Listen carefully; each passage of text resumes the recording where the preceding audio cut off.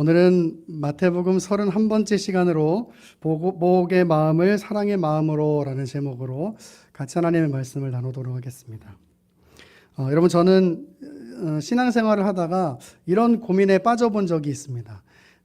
성경은 우리에게 사랑을 가르치고 있는데 내가 어디까지 사랑해야 할까? 여러분도 아마 이런 고민을 해보신 적이 있으실 것이라고 생각합니다.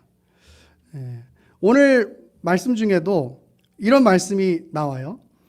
나에게 돈을 꾸려고 하는 사람에게 거절하지 말라고 합니다. 그러면 계속 나에게 돈을 꾸려고 하는 사람이 있다면 나는 한 푼도 가지지 말고 다른 사람에게 다 빌려줄 수 있을 때까지 다 빌려주는 것, 그것이 과연 성경이 가르치는 사랑일까? 여러분 어떠세요? 그렇게 생각하면 마음이 답답합니다. 성경대로는 살고 싶은데 그렇게는 살 수가 없을 것 같은 거예요. 왜냐하면 나는 하고 싶은 것도 많고 사고 싶은 것도 많고 비상 상황을 위해서도 가지고 있는 돈들이 있어야 하는데 과연 어떻게 그렇게 모든 것들을 다 내려놓고 다 버리고 그렇게 살 수 있을까? 그렇게 생각하면 마음이 답답한 거예요. 그래서 우리가 성경을 이런 식으로 볼 때 자꾸 우리의 실제 삶이랑 이 성경의 가르침 혹은 우리의 생활과 영적인 것, 이것은 다른 것이라고 생각하게 되는 경우들이 굉장히 많아요. 여러분, 또 이런 말씀도 나옵니다. 누군가가 나에게 억지로 오리를 가게 하면 십리를 같이 가주라고 합니다. 이런 말씀을 보면 그런 생각이 들어요. 오기를 부리면서 살라는 이야기인가? 왜냐하면 나에게 억지로 오리를 가게 하는 사람이라면 내가 그렇게 좋아할 수 있는 사람은 아닐 거예요. 근데 내가 왜 그 사람과 심리를 같이 가져야 되냔 말이에요. 그죠? 왜 그렇게 억지로 해야만 하느냐 그 말이에요. 그것이 과연 성경이 가르치는 사랑일까?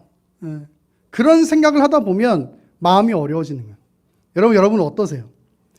저는 오늘 말씀 중에서 사실 38절이 제일 마음 편하고 속 편합니다. 38절 뭐예요? 눈은 눈으로, 이는 이로 갚는다.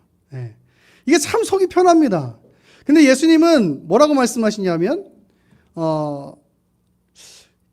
이 사랑을 하라고, 악한 자를 대적하지 말라고 얘기하시는 거예요. 그게 참 마음 불편한 거예요. 왜? 우리는 그렇게 살 수 없을 것 같으니까. 아니면 그렇게 살기 위해서 억지스럽게 그렇게 살아야 되니까 그게 싫고 그게 불편한 거예요. 그리고 그것 때문에 성경을 보면서 또 믿음의 앞에 서게 되면서, 주님 앞에 서게 되면서 나는 늘 잘 못 살았다고 생각하고 나는 늘 죄인이라고 생각하게 되는 거예요. 왜? 나는 아직 가진 게 많거든요. 나는 아직 나를 좋아해 주는 사람이 좋거든요. 그렇잖아요. 사실 그렇잖아요.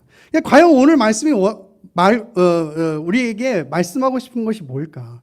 여러분, 그걸 잘 알아야 신앙생활을 하면서 괜한 저 이렇게 표현하고 싶을 때 영적 우울감, 이렇게 표현하고 싶은데 신앙생활 하면서 괜한 우울감에 빠질 때가 있단 말이에요. 나는 해도 안 돼. 나는 해도 거룩해지지가 않아. 그렇잖아요, 여러분. 오늘 말씀 딱 보세요. 내가 가진 걸 다 주래요. 거절하지 말고 다 주래요. 근데 나는 그렇게 못 살거든요. 나에게 억지로 오리를 가게 하는 사람에게 심리를 가래요. 나는 그렇게 하고 싶지 않거든요. 그 말씀 앞에 딱 섰을 때 이건 불편한 거예요. 그리고 내가 그렇게 살지 못했다는 어떤 기준에 못 미쳤다는 그런 어떤 죄책감 혹은 자책감, 이런 것들이 있어서 괜한 영적 우울감에 빠질 수가 있는 거예요. 그건 왜 그런가 하면 오늘 본문을 잘 바르게 이해하지 못하고 있기 때문이에요. 오늘 본문이 말하는 것이 뭔가를 알아야겠죠. 그죠? 자, 오늘 본문을 보면 어떤 사건에 대해서 보복을 해야 되는 것, 그리고 사랑을 해야 하는 것에 관한 이야기로 나누어서 설명을 해볼 수가 있는데요. 여러분, 대체로 그리스도인들이라고 하면 보복하는 것은 예수님의 사랑의 정신과 배치되는 것이라고 생각하게 되잖아요. 사실. 그죠? 그래서 오늘 본문만 해도 그렇잖아요. 구약 성경에는 눈은 눈으로 갚고 이는 이로 갚아야 된다라고 되어 있지만 예수님은 악한 자를 대적하지 말고 사랑을 실천하라고 말씀하셨으니까, 그래서 우리 기독교인들은 사랑을 실천하는 것이 바로 예수님의 제자로서의 삶이라고 생각한단 말이에요. 그런데 오늘 본문이 참 어려운 게 뭐냐면 이런 거예요. 분명히 구약 성경에는 눈은 눈으로 갚고 이는 이로 갚아야 한다는 말씀이 있을까요, 없을까요? 있어요. 근데 예수님은 그렇게 하지 말라고 하는 거예요. 그러니까 여기서부터 풀지 않으면 성경을 바르게 이해할 수 없다 그 말이에요. 네? 자, 그래서 우선 구약 성경을 한번 찾아보자 이거죠. 출애굽기 21장 23절로 갑니다. 출애굽기 21장 23절.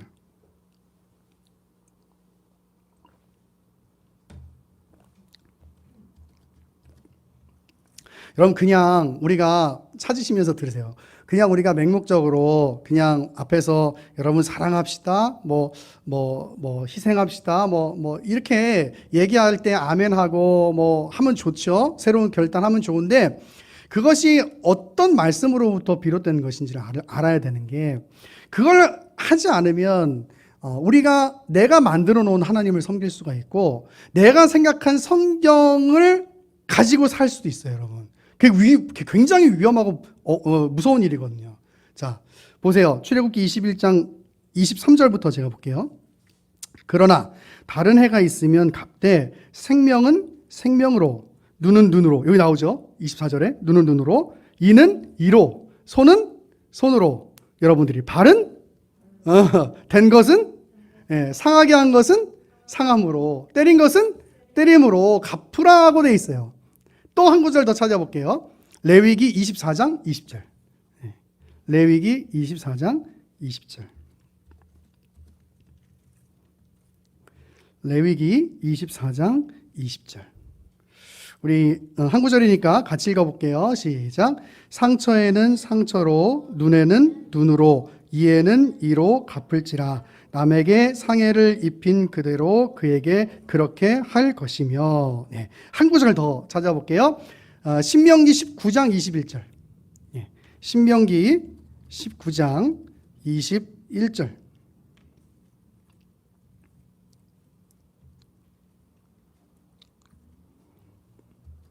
신명기, 레위기 뒤에, 민수기 뒤에 신명기 19장 21절 같이 읽을게요. 시작. 내 눈이 긍휼히 여기지 말라. 생명에는 생명으로, 눈에는 눈으로, 이에는 이로, 손에는 손으로, 발에는 발로니라. 아멘. 자, 우리가 지금까지 확인해 본 것처럼 분명히 구약 성경에는 보복에 관한 율법이 기록되어 있어요, 없어요? 있어요. 근데 하지만 예수님께서는 악한 자를 대적하지 말라고 하시면서 사랑을 실천하라고 그렇게 말씀하고 계시는 거예요. 그것의 예로 네 가지를 설명을 합니다. 오늘 본문으로 다시 성경책 빨리 돌아오세요. 그 네 가지를 설명하는데 그 첫 번째는 뭐냐면 뺨을 맞는 일입니다. 뺨을 맞는 일. 39절을 보니까 어떤 사람이 나의 오른쪽 뺨을 때리면 왼쪽 뺨도 대주라고 기록합니다. 여러분 하실 수 있으시겠어요? 저는 누가 저를 때리면 분노가 이길 것 같은데, 여러분 하실 수 있으시겠어요? 뺨을 때린다는 것은 단순히 아프면 문제가 아니잖아요, 그죠? 뺨을 때린다는 것은 어떤 상대를 향한 어떤 모욕, 그죠? 멸시, 이런 성격이 있는 거잖아요. 특히 유대 사회에서 더 그래요. 왜냐하면 오늘 이 기록이 어떻게 되어 있냐면 오늘 본문의 그 39절에 보면 뭐라고 얘기하고 있냐면 누구든지 내 오른편 뺨을 치거든이라고 되어 있어요. 자, 유대 사회는 항상 뭐가 중심이냐면 오른쪽이 중심이에요. 그래서 오른쪽 뺨을 맞았다는 것은 두 가지를 이야기할 수 있는데, 첫 번째 가장 유력한 그 해석이 뭐냐면 오른쪽이 중심이잖아요. 그러니까 제가 제 앞에 상대를 오른편 뺨을 때리려면 어떻게 해야 돼? 이게 이렇게 때려야 되잖아요. 품 바닥으로 때리려면 그렇게 안 하고 어떻게 한다는 얘기예요? 이렇게 손등으로 이렇게. 여러분 이 시각장애인 분들한테 제가 어떻게 설명드려야 될지 모르겠지만 이해하실 수 있을 거라고 생각해요. 여러분 상대에 있는 예? 그 앞에 있는 사람의 오른편뺨을 오른손으로 때려본다고 생각하세요. 그러면 손바닥이 아니라 손등으로 이렇게 때리는 거예요. 손등으로. 모르겠으면 옆에 있는 사람 한번 해보세요. 옆에 있는 사람 한번 해보세요. 예. 그렇게 하든지 아니면 뭐가 있냐면 왼손으로 때렸다는 이야기예요. 왼손으로 상대방의 오른편을 손바닥으로 이렇게 때렸다는 얘기예요. 그죠? 오른손에 손등으로 맞았다는 것은 사실 여러분 이 손바닥으로 맞는 것보다 손등으로 맞는 게 덜 아프겠죠.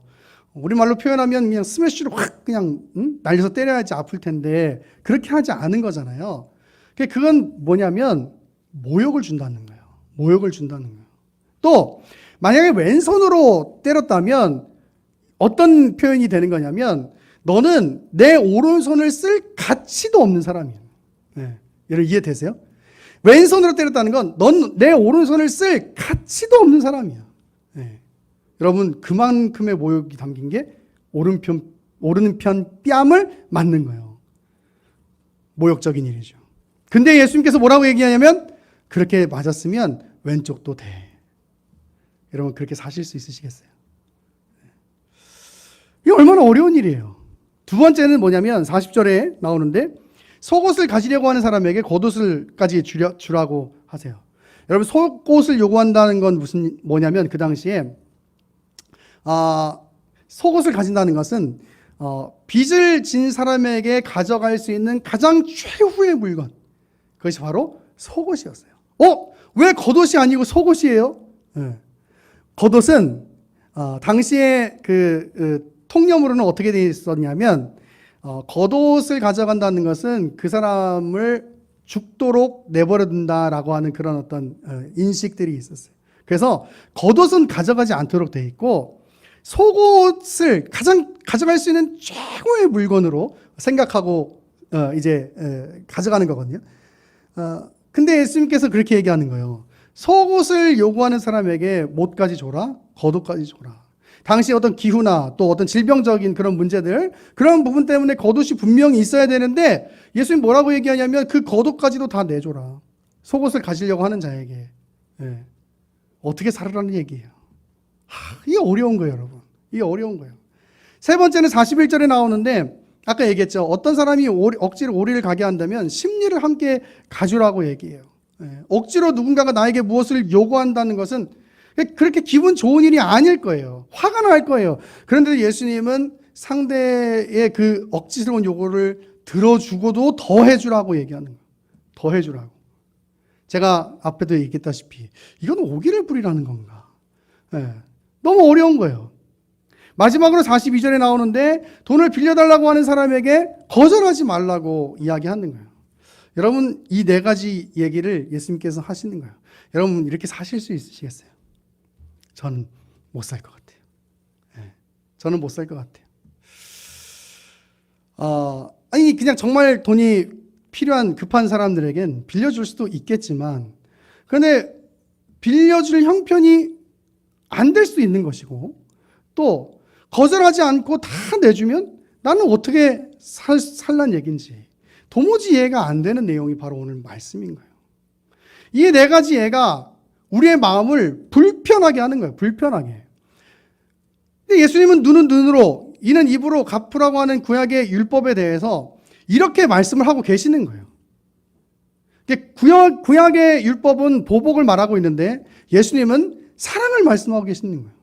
과연 누가 맞을까? 과연 누가 맞을까? 예수님이 과연 무엇을 말씀하고 싶었던 것일까? 혹은 구약 성경이 과연 뭘 말하고 싶은 것일까? 우리가 지금까지 살펴봤던 것처럼 살인, 간음, 이혼, 맹세 살펴봤던 것처럼 오늘 이 보복에 관한 율법도 먼저 구약이 어떤 의미로 기록되어져 있는지를 먼저 살펴보셔야 해요. 자, 우리 출애굽기 21장으로 한번 다시 가보겠습니다. 21장 22절부터 볼게요, 이번에. 출애굽기 21장 22절.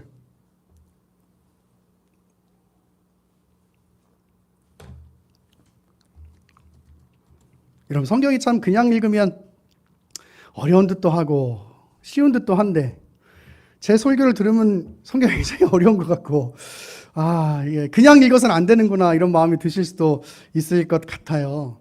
여러분 그래서 목사가 있는 거예요. 저는요 그냥 여러분도 올라오셔서 할 수 있는 정도의 이야기 하라고 세워진 직분이 저는 아니라고 생각하거든요.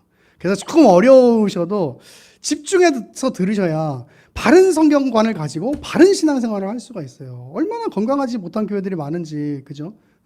그래서 조금 어려울 때도 있겠지만 그래도 제발 잘 들어주셨으면 좋겠어요. 자, 출애굽기 21장 22절부터 한번 제가 볼게요. 사람이 서로 싸우다가 임신한 여인을 쳐서 낙태하게 하였으나 다른 해가 없으면 그 남편의 청구대로 반드시 벌금을 내되 재판장의 판결을 따라 낼 것이니라. 그러나 다른 해가 있으면 값되 생명은 생명으로, 눈은 눈으로, 이는 이로, 손은 손으로, 발은 발로, 된 것은 된 것으로, 상하게 한 것은 상함으로, 때린 것은 때림으로 갚을지니라 라고 돼 있어요. 여러분 이 문장을 한번 잘 볼게요. 이 율법은 피해를 준 사람에게 말씀하고 있는 거예요? 아니면 피해를 받은 사람이 그렇게 해라 라고 말하고 있는 거예요? 피해를 준 사람이, 다시요. 피해를 준 사람이 이렇게 해라. 혹은 피해를 받은 사람이 이렇게 해라. 어떻게 하고 얘기하고 있는 거예요? 22절 한번 보세요. 22절. 사람이 서로 싸우다가 임신한 여인을 쳐서 낙태하게 하였으나 다른 해가 없으면 그 남편의 청구대로 반드시 벌금을 내되. 이 벌금 누가 내는 거예요?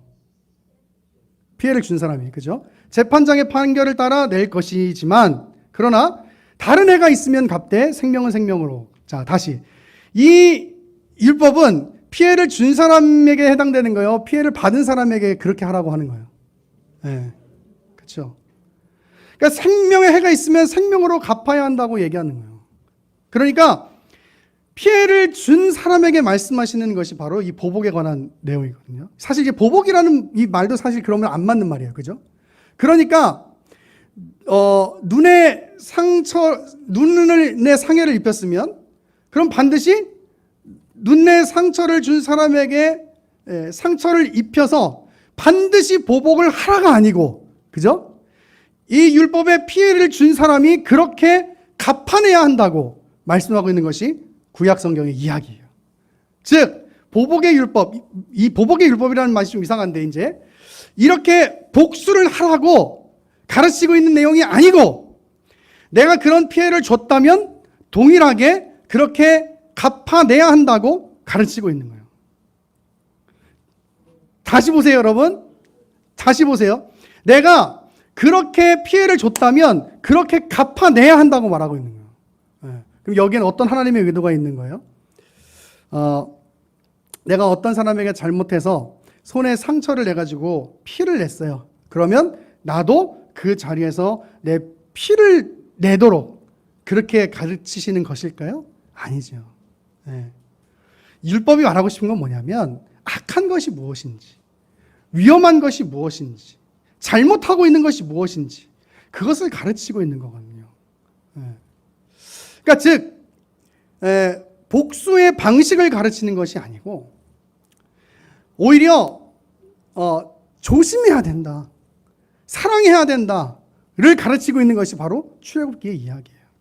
그러니까 예수님 당시의 종교 지도자들은 이 율법을 갚는 걸로만 생각해서 자신들이 그런 용도로, 유리한 용도로 사용하고 있었던 거예요. 구약이 가르치면 그게 아닌데, 그래서 예수님께서 구약의 율법을 설명하시면서 뭐로 설명하시는 거예요? 사랑으로 설명하시는 거예요.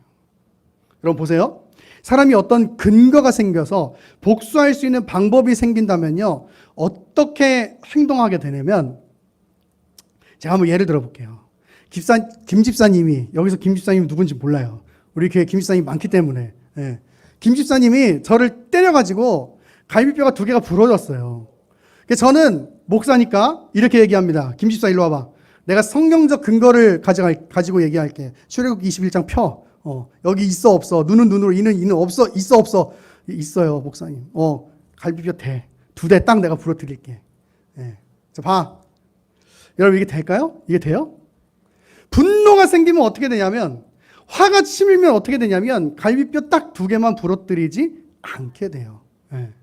근데 어떤 근거가 생겼잖아요. 그럼 그 근거라는 그 자신감, 그 근거가 있다는 정당성이 내 안에 있기 때문에, 그걸 가졌기 때문에 더 크게 복수하게 되는 것이 그게 인간의 마음인 거예요. 네가 내 갈비뼈를 2개를 부러뜨렸어?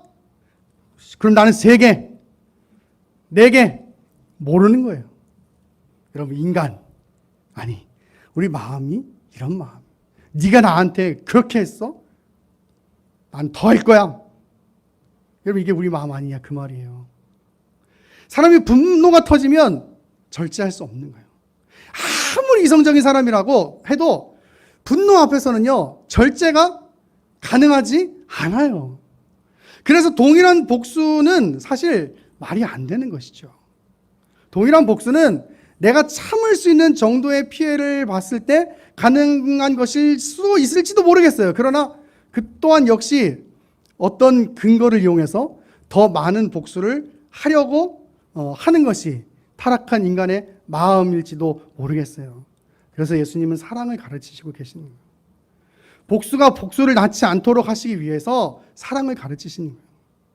여러분, 율법과 신앙은 항상 나에게 그 의미가 있는 것이에요. 오늘 구약에 말하고 있는 이 율법의 이야기는 복수를 가르치는 것이 아니죠. 내 것이 소중하다면 남의 것도 소중하다는 것을 가르치시는 거죠. 남의 것을 내 것처럼 소중히 여긴다는 것.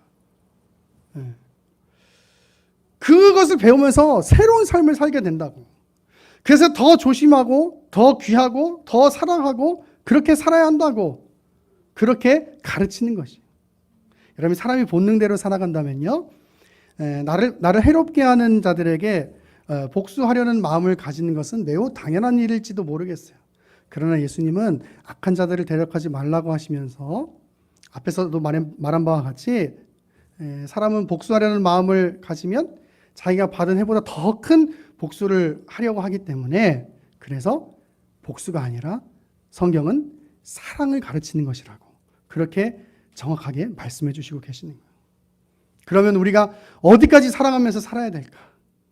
사랑의 실천에 있어서 정말 그 중요한 기준은 뭘까?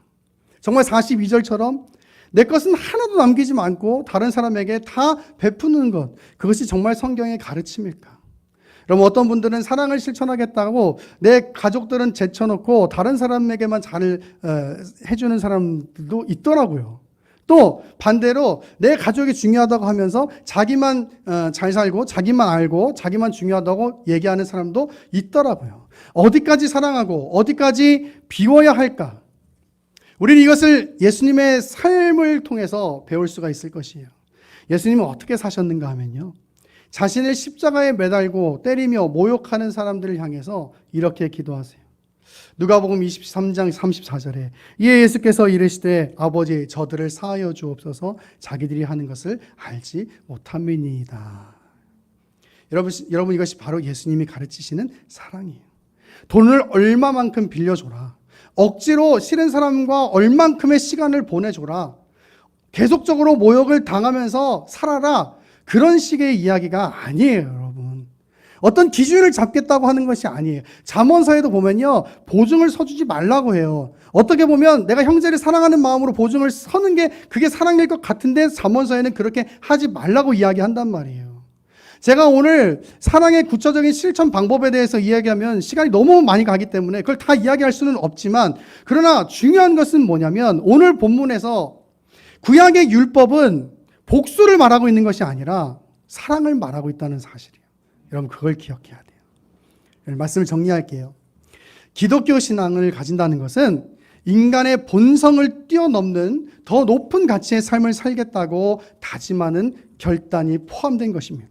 여러분, 세상 사람들은 세상의 쾌락을 누리는 것을 좋아합니다. 그러나 우리 기독교인들은 그 무엇보다 예수님과 함께 있는 것이 좋습니다. 예수님을 예배하는 것이 좋습니다. 여러분, 그것이 바로 신앙인의 모습인 거예요. 세상에 쾌락이 더 좋은 사람들은 그건 여러분 예수님을, 하나님을 깊이 만난 사람들이 아닌 거예요.